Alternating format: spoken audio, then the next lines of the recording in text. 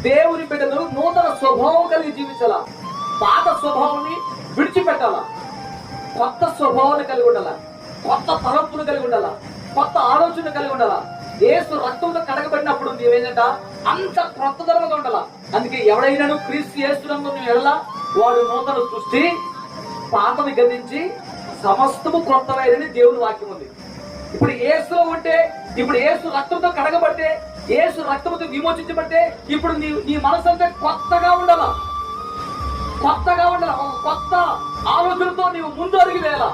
కొత్త ఆలోచనతో నీ యొక్క జీవితాన్ని ప్రారంభించాల.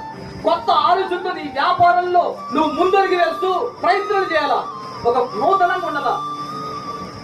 కాబట్టి ఇవి ఎప్పుడు వస్తాయంటే నీతియు యథార్థత అనుసరించినప్పుడు. అనుసరించవలసింది, ధరించుకోవాల్సింది అన్నట నీతియు యథార్థతయు మంచి భక్తి ఒక నూతన సృష్టిగా మనల్ని దేవుడు చేస్తాడండి. ఈ మాటలు వింటున్న నా ప్రియ సహోదరి సహోదరులారా, దేవుని సంగమా, దేవుని బిడ్డలారా, పాత జీవితాన్ని మీరు స్పష్ట చేయండి. గడిచిన దినాల్లో ఒకవేళ నీవు పురుగుపోయి లోకములో ఉన్నటువంటి వాటిని ఆకర్షించబడి లేదా వాటి వల్ల నువ్వు బలహీనమైపోయి చిక్కుకొని ఉన్నవేమో, ఇప్పుడే యేసు పిలుస్తున్నాడు నిన్ను. ఇదిగో వాటన్నిటి ఉన్న బలాన్ని విడిచిపెట్టి యేసులోకి రండి. యేసు రక్తంతో కడగబడింది. అట్టి కృపను దేవుడు మిమ్మల్ని అందరినీ ఫలింపచేసి ఒక నూతన జీవితాన్ని ప్రభు మీకు అనుగ్రహించును గాక.